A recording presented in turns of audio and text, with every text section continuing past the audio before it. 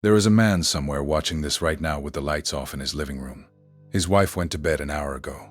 The house is quiet, and he is sitting on the edge of the couch with his hands clasped together because something in his chest has been burning since he read that title. He cannot name it. He has felt it since he was a boy. He has walked through life looking at the people around him and wondering quietly, with a kind of guilt he never told anyone about. Why do I feel so different from all of them? Why does the church feel half asleep to me? Why do the things that move everyone else not move me at all? And why do the things nobody else seems to notice cut me straight to the bone?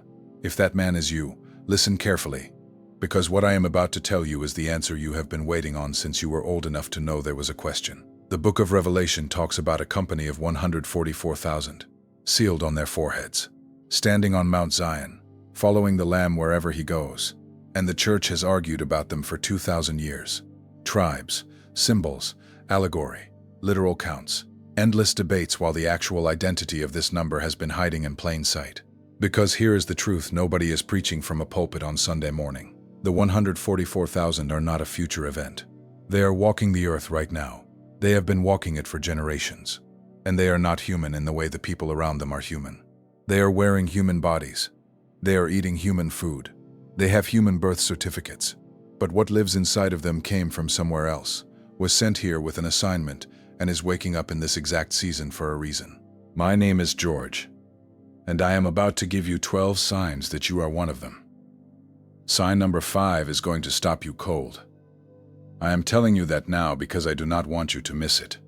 But every one of these signs matters, and the way they stack up in your own life is going to either confirm what you already secretly know about yourself, or it is going to unlock a conversation between you and the Father that has been waiting on you to be honest.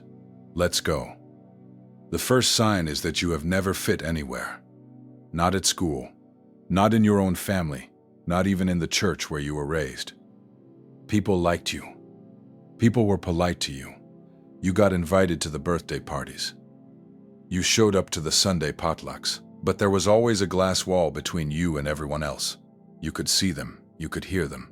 You could smile back, but you could not actually reach them, and they could not actually reach you. You went home from every gathering feeling more alone than before you went.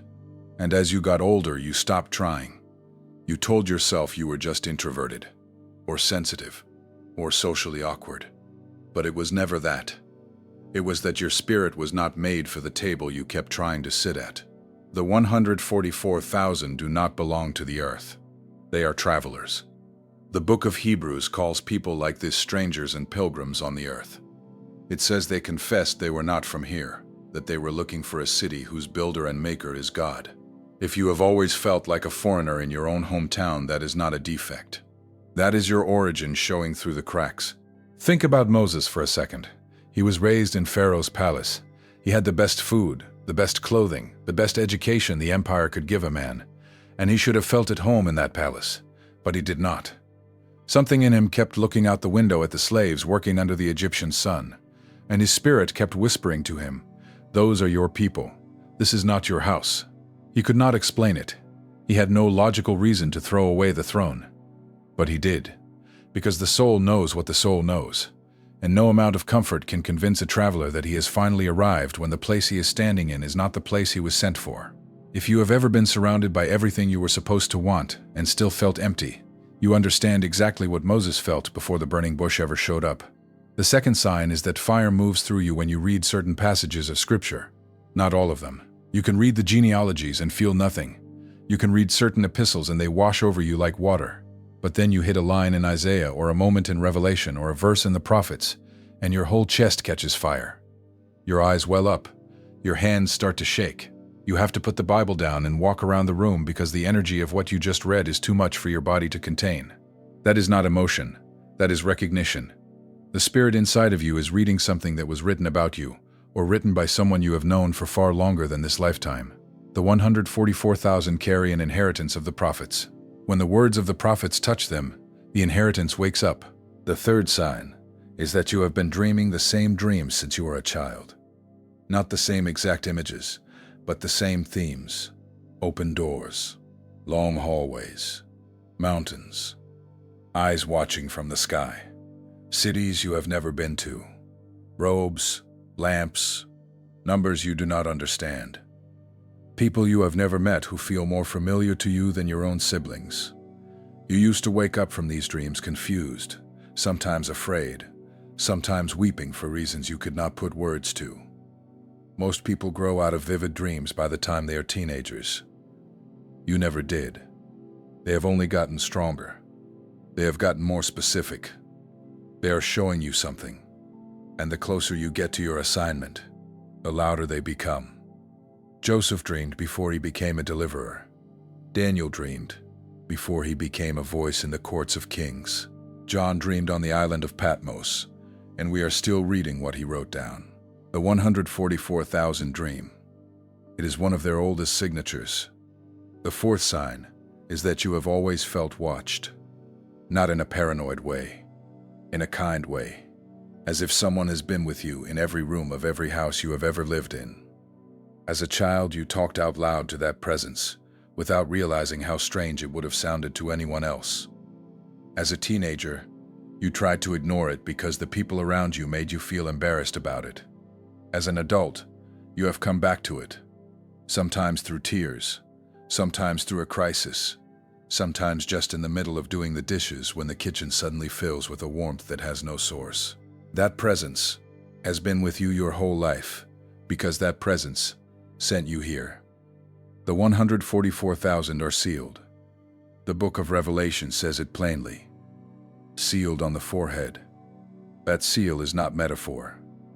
It is a marker that heaven placed on you before your mother knew she was carrying you, and that seal has never left.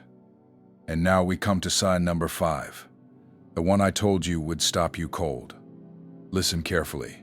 You do not see yourself in the mirror. Read that again, because I am not being poetic. I mean it the way I said it. You look in the mirror and the person looking back at you is not the person you feel like inside. You have known this since you were small. You used to stare at your reflection as a child and feel a quiet, almost unsettling sense that the body in front of you was a costume. You knew you were inside of it. You knew you were operating it. But you also knew, in some deep, wordless place, that it was not you. It was the vehicle you came here to wear. And as you have gotten older, that feeling has not gone away. You catch your reflection in a window passing by, and for half a second, you do not recognize yourself. You see old photos of yourself from 10 years ago, and the person in the photo feels like a stranger you used to know. You hear your own voice on a recording, and something inside of you says that is not what I sound like. Because what you sound like, what you really sound like, is not coming through the throat of a body. It is coming from the soul that was placed inside the body. And that soul did not start in this lifetime. The 144,000 live within you. That is what that means. The being that the Father sent into the earth is wearing the flesh you walk around in. But it is not the same as the flesh. It is older than the flesh. It is going to outlive the flesh. And when you have those moments where you do not recognize the person in the mirror, what is happening is that the eternal one inside of you is briefly looking out through eyes that were never quite a perfect fit. That is not a mental issue. That is not depersonalization. That is identity, trying to surface in a world that has spent your whole life telling you to be ordinary. You are not ordinary. You never have been. And the mirror has been trying to tell you that since you were a child. The sixth sign is that you cannot stand performative religion. You can spot it from across a room. The preacher who is selling instead of shepherding. The worship leader who is performing instead of pouring out. The Christian on social media who is using the name of Jesus as a brand. It does not make you angry exactly. It makes you tired. It makes you want to leave, because you can feel the absence of presence in those settings, and your spirit was not designed to thrive in environments where the name of the Lord is being used without the weight of His actual presence. You would rather pray alone in your car on a Tuesday morning than sit through another service that does not move the air. That is not rebellion. That is discernment. The 144,000 follow the Lamb wherever He goes. Wherever. Which means they also notice instantly when He is not in the room. The seventh sign is that your prayers have started to change. They used to be requests. Heal this. Fix that. Bless this person. Open that door. But somewhere in the last few years, your prayers have become something else. You sit down to pray, and what comes out of you does not sound like the prayers you grew up hearing. It sounds like governance. It sounds like decree. It sounds like the prayer of someone who is not asking but releasing. And after you finish, things move. Quickly sometimes. Other times silently. But they move. People around you have started to notice that when you say something will happen, it tends to happen. You have started to be a little afraid of what comes out of your own mouth. Do not be afraid. That is the voice of the one inside of you waking up to its authority. The 144,000 sing a song that no one else can learn. The Bible literally says it. No man could learn that song but the 144,000. Your prayers are starting to sound like that song. What you just experienced was not content. It was a mirror, and mirrors demand a decision. If you are ready to go to the root, to finally understand why you think, feel, and perceive differently from everyone around you, the secret protocol carries the 7 keys that reveal what God placed inside you before you ever drew your first breath. Full audiobook included for every moment of your day. Plus the awakening map as a bonus, the 5 stages of spiritual awakening mapped with clarity, showing where you are right now and what the Spirit is releasing in this season. Link pinned in the first comment. Not for much longer. And you did not make it to the end without a reason. Let me keep going. There are 5 more signs, and they are not less important than the first 7. They might be the ones that finally lock the door open for you. The 8th sign is that you carry grief that does not belong to you. You will be having a perfectly ordinary day. The kids are at school. The laundry is in the dryer. The bills are paid. And out of nowhere, a wave of sadness rises up inside of your chest that has no source you can name. You are not grieving anyone. You are not depressed. There is no reason. And yet the sadness is heavy enough that you have to sit down. That grief is not yours. That grief is something the Father has dropped into you so that you can intercede. Sometimes for a city. Sometimes for a nation. Sometimes for a single person who is sitting in a parked car somewhere having the worst night of their life. You are picking up their weight. The 144,000 are intercessors before they are anything else. Their hearts were built to hold the sorrow of others without breaking under it. Jesus did this in the Garden of Gethsemane. He was not weeping over himself in that moment. He was weeping over every soul that would ever stand in need of what he was about to do. The sweat came down like drops of blood because the weight he was carrying was not the weight of one man. It was the weight of nations he had never met by name. And he did not run from it. He stayed in the garden until the assignment was complete. That is the pattern of every born intercessor since. You stay in the kitchen. You stay in the car. You stay on your knees beside your bed. You let the grief that is not yours pass through you so that somewhere, someone you have never met gets one more chance. The 9th sign is that you have an unusual relationship with time. You lose track of hours when you are in the presence of God.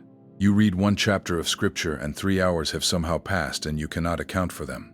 You start a quiet prayer in the morning, and when you open your eyes the kids are coming home from school. But you also know with eerie precision exactly what time it is when you wake up in the middle of the night for no reason. 3:11, 4:44, 2:33. The same numbers keep showing up for you. You have stopped explaining them away because there have been too many of them now.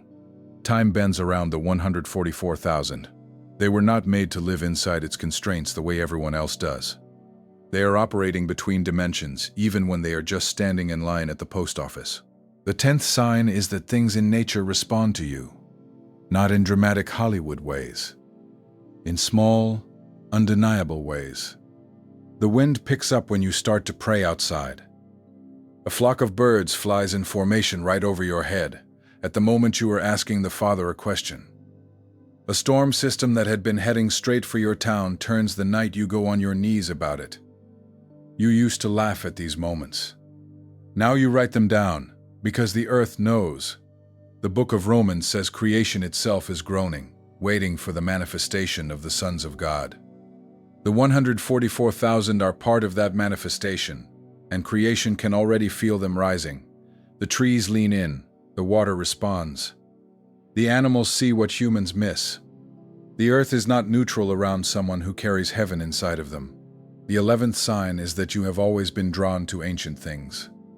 Old books, old hymns, old liturgies, old stones. The newer the church, the louder the lights, the bigger the screens, the less it feeds you. But put you in front of an old chapel in the middle of nowhere, with one stained glass window and a wooden cross, and your spirit comes alive. Take you to a desert, the kind of desert where the prophets walked, and something inside of you exhales for the first time in years. That is because the 144,000 remember. They remember things their conscious mind never lived through. They carry a kind of ancient familiarity with places they have never set foot in. If you have ever walked into Jerusalem in a photograph and felt your knees go weak, you know exactly what I am talking about. The 12th sign, and please do not skim past this one, because this is the seal on everything I have said. You have been hated without cause. Somewhere in your life, there has been a person, sometimes more than one, who decided to hate you for reasons that made no sense. You were not unkind to them. You did not compete with them. You did not steal anything from them. And yet they came after you with a venom that surprised even the people watching. They tried to ruin your name. They tried to isolate you from people who loved you. They studied your weaknesses and used them as weapons. And it left you confused for years, asking the Father why somebody you barely knew would burn that much energy trying to take you out. Here is the answer. The 144,000 have always been hated without cause. Jesus said it about himself in the Gospel of John. They hated me without a cause. That hatred is not personal. It is positional. The enemy can smell the seal on a forehead. He cannot see the seal directly, but he can sense the weight of what it carries. And when he encounters someone marked, he raises up whatever instrument he can find to slow them down, silence them, shame them, or take them out completely. If you have been hated for reasons that never made any sense, you are not the problem. You are the target. And the only thing the target ever needs to do is keep walking. So let me close this the way it needs to be closed. If you watched all 12 of those signs, and most of them rose up in you like recognition instead of curiosity, you are one of them. You are part of the company on Mount Zion. You are wearing a body in this generation because there is an assignment that could only be completed by you, in this country, in this city, in this exact stretch of years. You have been hiding long enough. You have been making yourself small long enough. The mirror has been trying to tell you the truth since you were a child, and the Father has been waiting on you to finally turn around and look at the eternal one he placed inside of you. The 144,000 are not coming. The 144,000 are here, and one of them is sitting in your seat right now watching this video. Before you scroll, before you turn off the screen, I need you to do something. Sit with this for a moment. Do not rush past what just happened to you in the last 15 minutes. You did not click on this video by accident. You did not stay through 12 signs because you had nothing else to do. There are 1,000 things competing for your attention right now, and the Spirit pulled your eyes here for a reason that started before you were born into your mother's body. The mirror has been waiting on you. The seal has been waiting on you. The assignment has been waiting on you. Whatever you have been hiding inside of you, whatever you have been calling weird, whatever you have been apologizing for, that is the very thing the Father is calling forward in this season. Stop dimming the light he lit. Stop translating yourself for people who were never meant to read you. So tell me something, and I want a real answer in the comments. Of all 12 of these signs, which one was the moment you realized this video was not random? Not the one that was interesting, not the one that was nice to hear, the one that made the room go quiet around you, the one that made you pause the video to breathe. Tell me the number, and tell me how old you were the first time you noticed it in your own life. I read every one of them. I pray over every one of them. And there is something the Spirit is releasing through these comments that you do not want to miss. Until next time, the seal on your forehead is real. Walk like you know it.